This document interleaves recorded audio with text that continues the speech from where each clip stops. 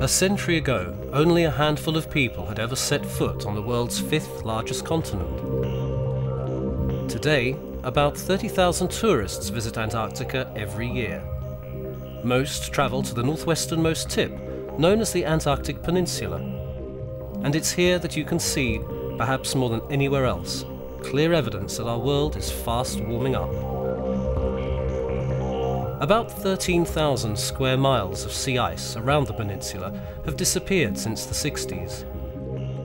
Without the sea ice to act as a barrier, Antarctic glaciers flow into the ocean 6 times faster than ever before.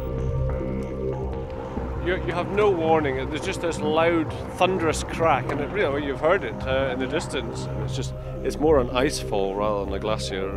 It is contained by the mountains, so it's a valley glacier, but it's tumbling down the mountain just like a frozen river, really.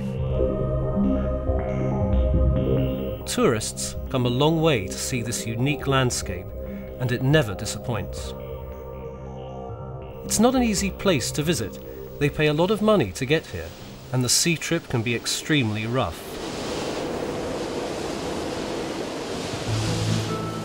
But should they be here at all? Too many people will disturb the balance of nature in a place where lichens take 1,000 years to grow. The consensus at the moment is that tourism can be sustainable if it's limited to small ships signed up to an environmental code through the International Association of Antarctic Tour Operators. This code limits passenger numbers and has guidelines to protect the environment on shore, such as giving the wildlife plenty of space.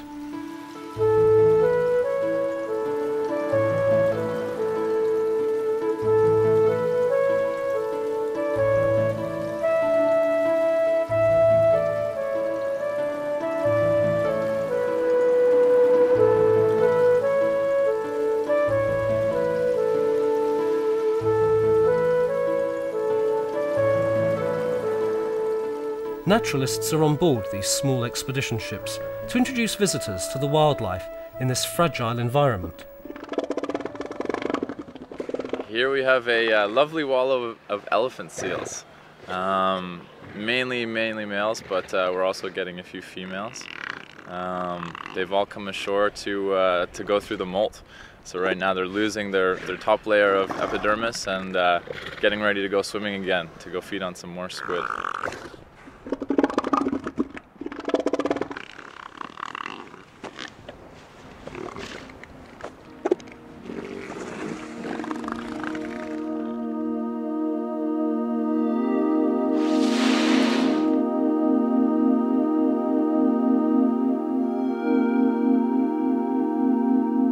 Even in this lonely continent, there are reminders of the damage man can do in a short time.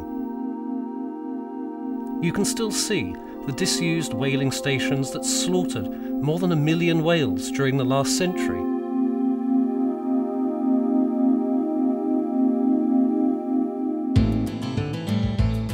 Today, ships that once might have been fitted with harpoons carry passengers with tripods and cameras instead.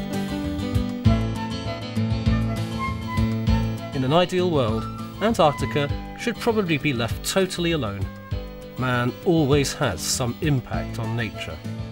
But at a time when governments are sizing up the Antarctic for massive oil and mineral exploitation, it may be that the people who come here as tourists will return home as champions of the wild.